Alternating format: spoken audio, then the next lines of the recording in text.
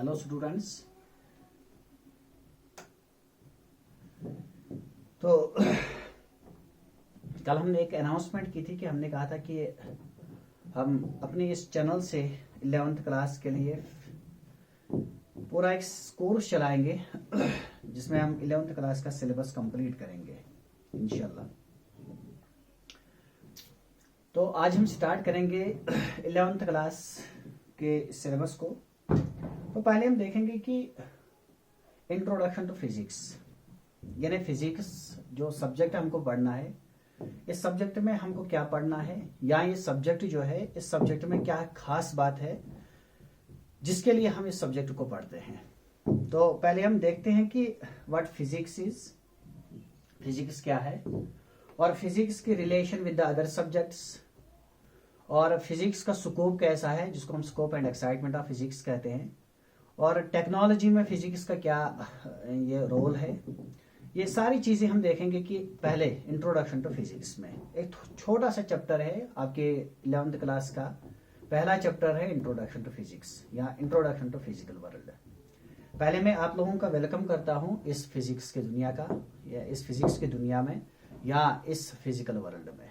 देखो, अगर हम बात करेंगे कि जो फिजिक्स सब्जेक्ट है, पहले हम देखते हैं कि साइंस क्या है। साइंस जो है ना, साइंस एक वर्ड जो है ये साइंशिया से निकला है। साइंशिया का मतलब है टू नो।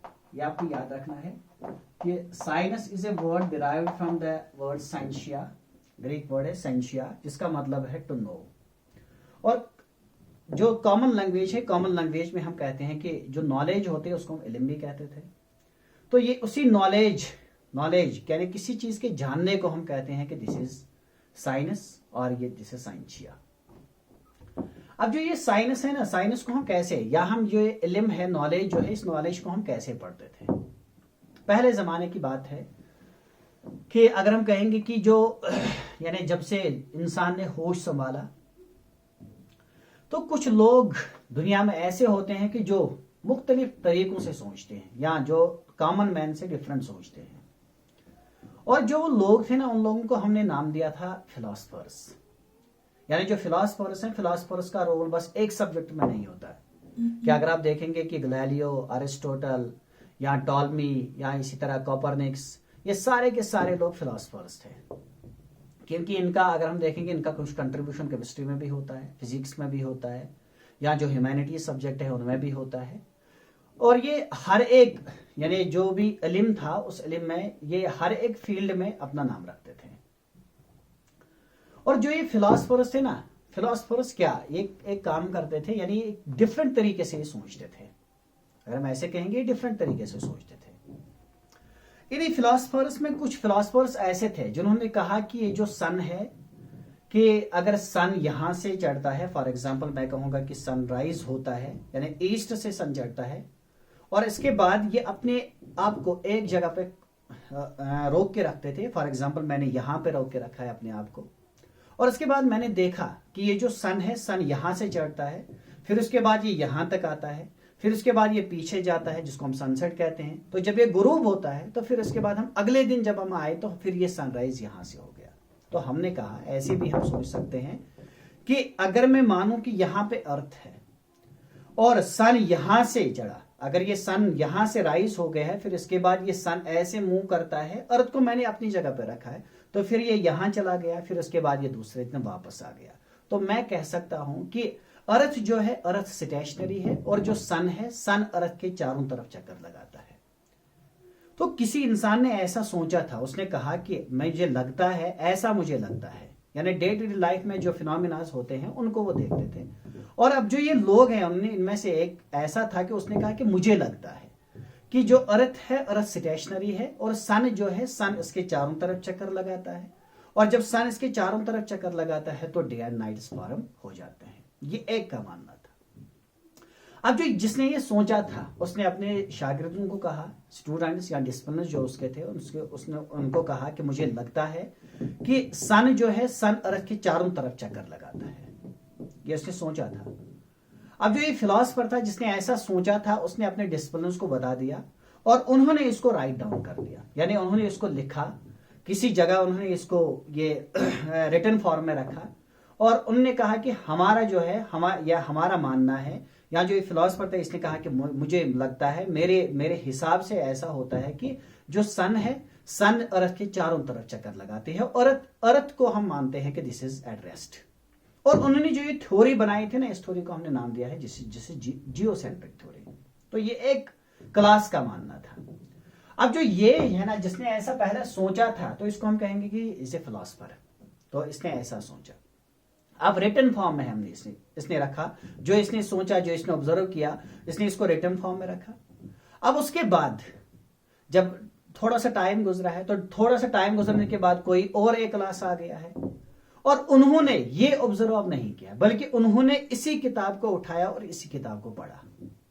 समझने की बात, आप समझने की कोशिश करना कि उन्होंने इसी किताब को उठाया और इसी किताब में जो लिखा था, जो इन्होंने देखा था, ऑब्जर्व किया था, ऑब्जर्व करने के बाद जो इन्होंने इसमें लिखा था, ये एक ऑब्जर्वेशन से नहीं होता, बल्कि बहुत सारी ऑब्जर्वेशन ये करते थे। फिर उसके बाद ये कहते थे कि हमें ऐसा लगता है अब क्या ऐसा हो रहा है।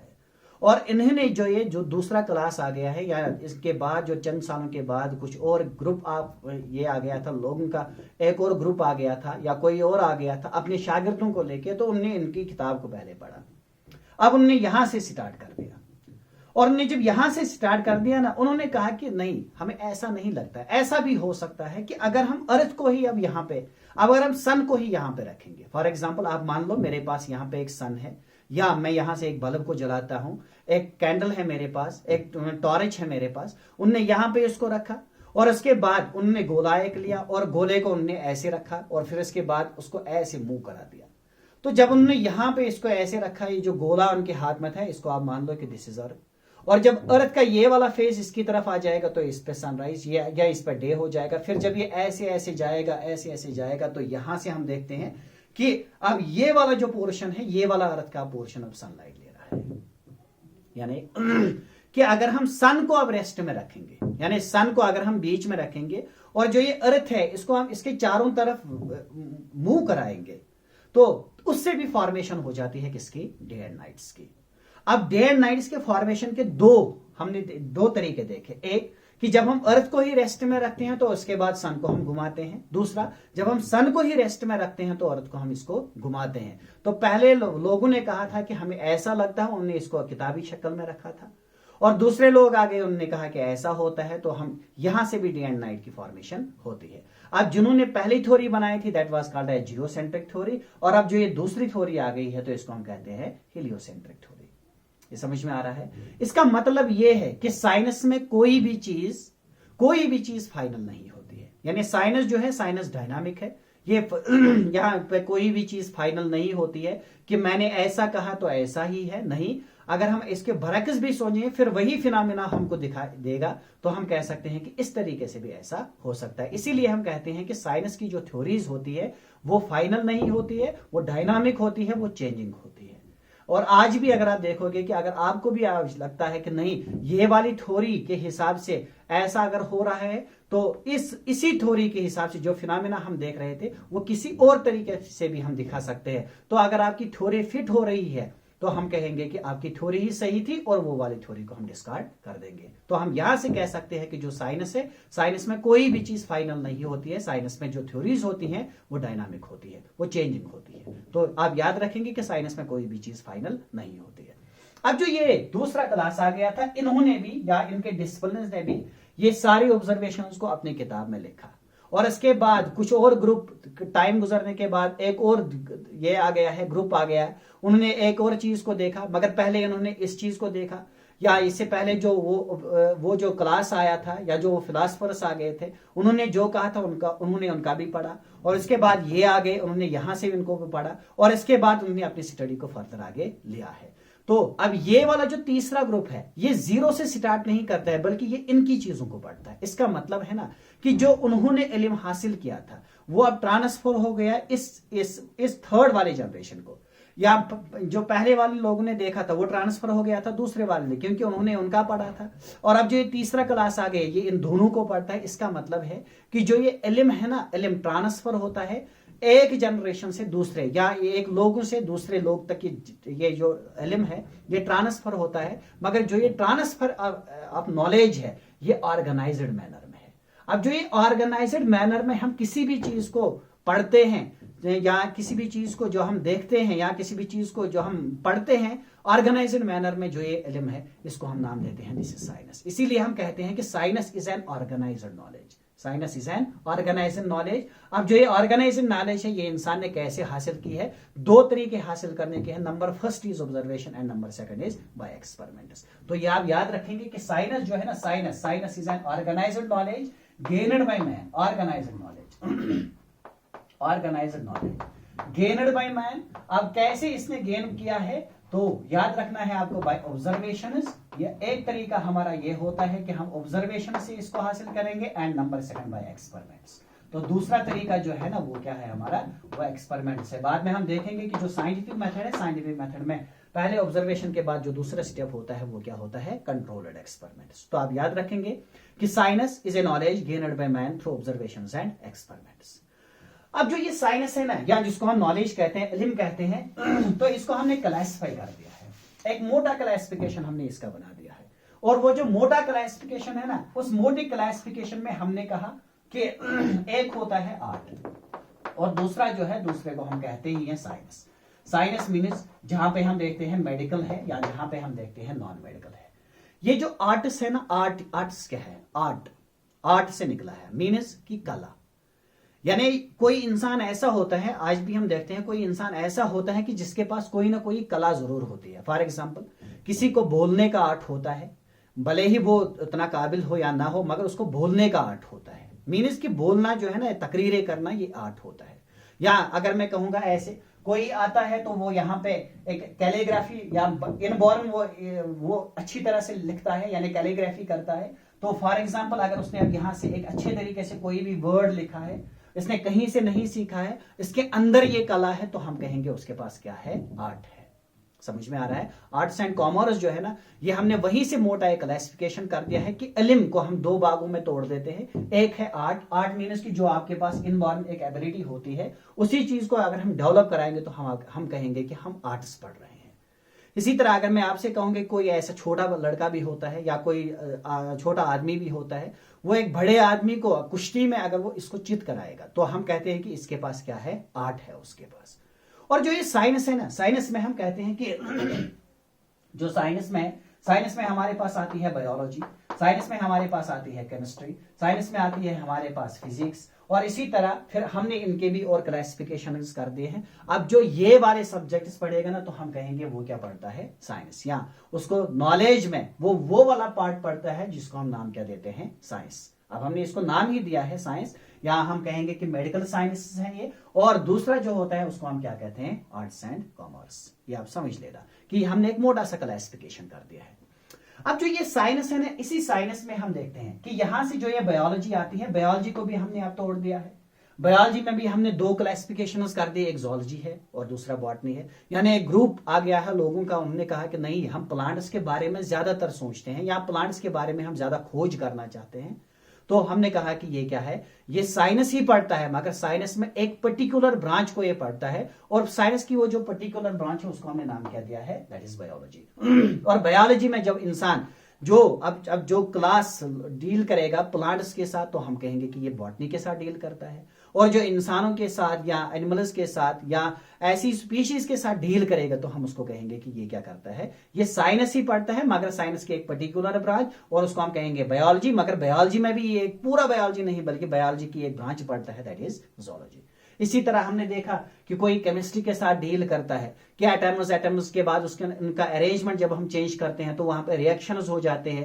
कैसे रिएक्शंस हो जाते हैं वो उनके साथ डील करता है, तो हम कहते हैं कि he is dealing with chemistry. मगर केमिस्ट्री को भी आपको ध्यान में रखना है कि is the branch of science. अब जो फिजिक्स है, फिजिक्स में हम कहते हैं कि physics is that branch of science. अब फिजिक्स में ही हमें पढ़ना है, हमको फिजिक्स स्टार्ट करनी है, तो हम कहते हैं कि फिजिक्स पहले क्या है, फिजिक्स पहले ब्रांच है किसकी, साइंस की ब्रांच है। Physics is the branch of science.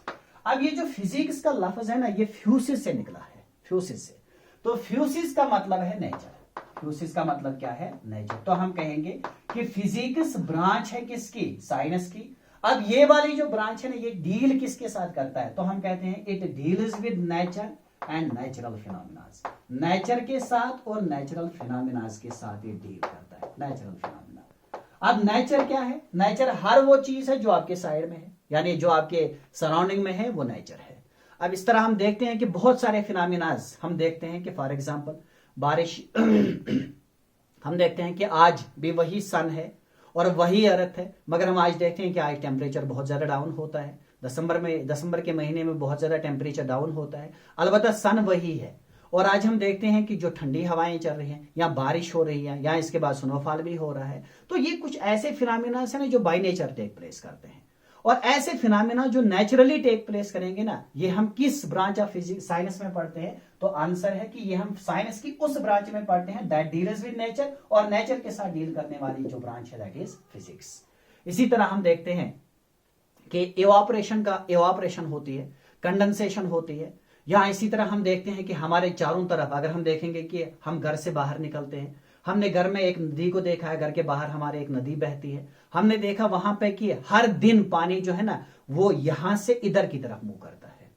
सोचना, समझने की कोशिश करना कि हम देखते हैं कि यहां से जो ये पानी है ये हर दिन यहां से यहां की तरफ जाता है, मीनस राइट से लेफ्ट की तरफ ही जाता है। और अगले दिन हम आ गए ना, हमने सोचा कि शायद आज लेफ्ट से राइट जाएगा, मगर हमने तब भी देखा कि ये राइट से किधर जा रहा है? लेफ्ट की तरफ जा रहा है। और फिर तीसरे दिन हमने सोचा कि शायद आज लेफ्ट से राइट जाएगा, मगर फिर भी हमने देखा कि पानी राइट से कहां जा रहा है? लेफ्ट जा रहा है। अगर ये पानी राइट से लेफ्ट जा रहा है ना, तो इसका मतलब है कि इसके पीछे कोई ना कोई प्रिंसिपल है, जिस प्रिंसिपल के तहत ये पानी जो है ना ये हमेशा राइट से लेफ्ट की तरफ जाएगा। और बाद में हमने कहा कि हमने अपने कमरे में हमने एक ट्यूब लिया है, फॉर एग्जाम्पल एक पाइप को मैंने लिया है। और पाइप जब मैंने लिया है ना, आप ऐसे मान लो कि ये वाला राइट साइड है और ये वाला लेफ्ट साइड है। जब मैंने अपने कमरे में अब वो पाइप को लिया है ना, फॉर एग्जाम्पल ये मान लो ये पाइप है, और यहां से ये वाला साइड जो है, इस साइड को मैंने थोड़ा सा अप कर दिया है, मीन्स कि ये वाला साइड जो है इस साइड को मैंने ऐसे रखा है। अगर मैंने इसको ऐसे रखा है तो मैं देखता हूं कि ये ग्राउंड की लेवल है, और ग्राउंड की लेवल से ये वाला साइड जो है ये इधर तक है। अगर ये h हाइट तक है, इसका मतलब है ये वाला साइड जो है इस साइड के पास एक कैरेक्टरिस्टिक है जो लेफ्ट वाले साइड से ज्यादा है। और वो वाला कैरेक्टरिस्टिक क्या होता है? बाय इट्स हाइट या बाय इट्स पोजीशन, मींस ये वाला साइड जो है इसके पास mgh ज्यादा है कंपेयर टू दिस वाला साइड। और ये जो mgh है ना, mgh को हम नाम देते हैं this is potential energy. Means right side में पोटेंशियल ज्यादा है और लेफ्ट साइड में पोटेंशियल क्या है? कम। और जब हम पानी को यहां से डालते हैं ना, तो ये पानी हायर पोटेंशियल से कहां की तरफ जाएगा? लोअर पोटेंशियल की तरफ। ये एक तरीका है। दूसरा तरीका ये है कि अगर मैं यहां पे पानी को ऐसे, ये फॉर एग्जांपल मैंने पाइप को अब ऐसे ही रखा है, अब मैंने पोटेंशियल दोनों साइड से सेम कर दिया है, पोटेंशियल एनर्जी दोनों साइड से सेम कर दी है, मगर मैंने यहां पे पानी की कंसंट्रेशन को ज्यादा रखा है। तो जब मैंने पानी की कंसंट्रेशन को ज्यादा रखा है, मैं कहूंगा ना कि water will flow from higher concentration to lower concentration. यहां पे हम कहेंगे कि water will flow from higher energy to lower energy, क्योंकि पोटेंशियल एनर्जी यहां पे ज्यादा है, यहां पे पोटेंशियल एनर्जी कम है। अब वाटर का फ्लो करना हमेशा राइट से लेफ्ट की तरफ, इसका मतलब है कि या वहां पे पानी की कंसंट्रेशन ज्यादा होगी, इसीलिए हमेशा ही लेफ्ट से राइट से लेफ्ट की तरफ फ्लो करेगा, या हम ऐसे कहेंगे कि यहां पे पोटेंशियल एनर्जी ज्यादा है और यहां पे पोटेंशियल एनर्जी क्या कम है। अब अगर मैं इसी ट्यूब को अब ऐसे लूंगा, फॉर एग्जांपल मैंने इस ट्यूब को यहां से ऐसे लिया है, तो अब पानी यहां के बजाय लेफ्ट से ही किधर की तरफ फ्लो करेगा? राइट की तरफ फ्लो करेगा।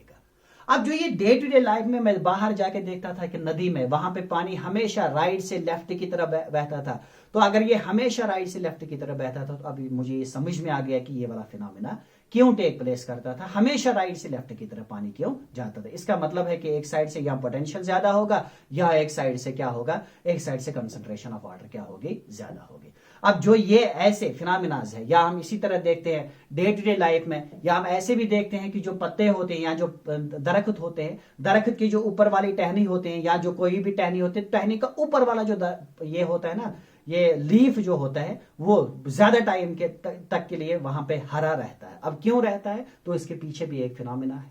अब ये जो फिनोमिना है ना, ये natural by nature take place करता है। तो अगर ये बाय नेचर टेक प्लेस करता है तो हम कहेंगे कि अगर हम इसको स्टडी करेंगे, बाद में हमने इसको स्टडी कर दिया है, it is because of diffusion हो रहा है कि वाटर मॉलिक्यूल्स फ्लो करते हैं। अगर वाटर मॉलिक्यूल्स नीचे रहते हैं तो ऊपर वाले पत्ते में क्यों वहां पे ये हरा क्यों रहता है, वह हम कहते हैं कि वाटर मॉलिक्यूल वहां पे ज्यादा होते हैं। अब वाटर मॉलिक्यूल्स का फ्लो नीचे से ऊपर की तरफ फ्लो करना जो है ये एक फिनोमिना है जिसको हम स्टडी करते हैं। कहां? जिसको हम स्टडी करते हैं साइंस की एक ब्रांच में, और उस ब्रांच को हम क्या कहते हैं? That is physics. तो नेचर जो है ना, नेचर हमारे चारों तरफ नेचर है।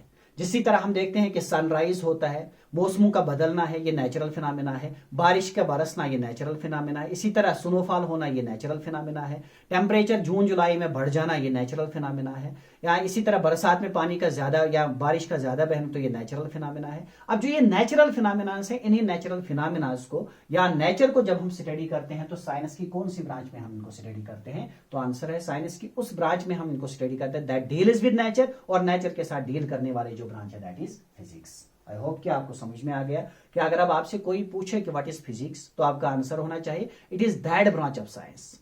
ये इल्म की वो ब्रांच है कि जो that deals with nature and the natural phenomena, जो नेचर और नेचुरल फिनोमेना के साथ क्या करती है? डील करती है। अब हम देखते हैं कि जो ये फिजिक्स है, फिजिक्स भी अब एडवांस हो गई है तो इसकी भी हमने बहुत ज्यादा ये ब्रांचेस बना दी है। जिस तरह हम देखते हैं कि astronomy is the branch of physics, इसी तरह हम देखते हैं electronics it is the branch of physics, इसी तरह हम देखते हैं optics is branch of physics. तो इसी तरह हम देखते हैं बहुत सारी ब्रांचेस हमने इसकी बना दी है। तो इसका मतलब है कि ये जो फिजिक्स है ना, फिजिक्स अपने आप में एक बहुत बड़ा सब्जेक्ट है। ये समझ में आ रहा है? तो अगर हमें फिजिक्स को पढ़ना है तो पहले हमें ये देखना है कि फिजिक्स में क्या क्या हमको पढ़ना है। इसी तरह अगर हम देखेंगे डे टू डे लाइफ में भी हम ऐसा ही करते हैं कि अगर हमें किसी चीज किसी जगह जाना होता है तो पहले हम उस जगह के बारे में जानना चाहते हैं कि वहां पे क्या है।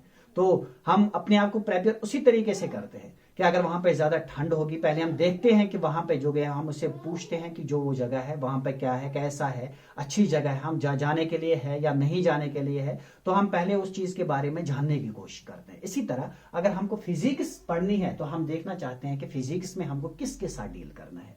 तो अब हमने देख लिया कि फिजिक्स में हमको डील करनी है किसके साथ? नेचर के साथ एंड नेचुरल फिनोमेना के साथ। आई होप कि आपको समझ में आ गया। तो पहले आप यहां से देख लेंगे कि व्हाट इज साइंस। तो हम कहते हैं कि science is an organised knowledge. Science is an organised knowledge. अब ये जो ये साइंस है, साइंस वर्ड साइंसिया से निकला है जिसका मतलब है टू नो। तो ये जो साइंस है, साइंस को इंसान ने कैसे पढ़ा है या ये नॉलेज है इंसान ने कैसे हासिल की है? तो ये इंसान ने हासिल की है by observations and by experiments. तो आपको याद रखना है कि जो पहला काम हमको करना है दैट इज ऑब्जर्वेशन, क्योंकि हमारा जो भी इल्म है ना ये ऑब्जर्वेशन से स्टार्ट होता है।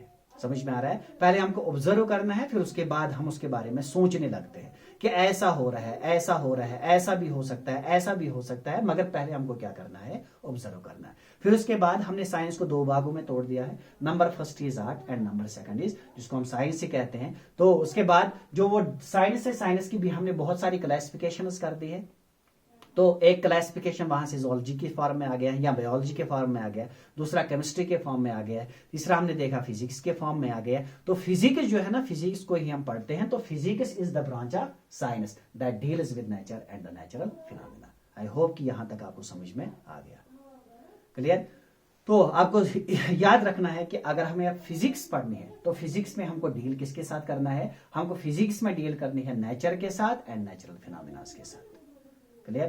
तो यह है इंट्रोडक्शन ऑफ फिजिक्स। यह है इंट्रोडक्शन ऑफ फिजिक्स।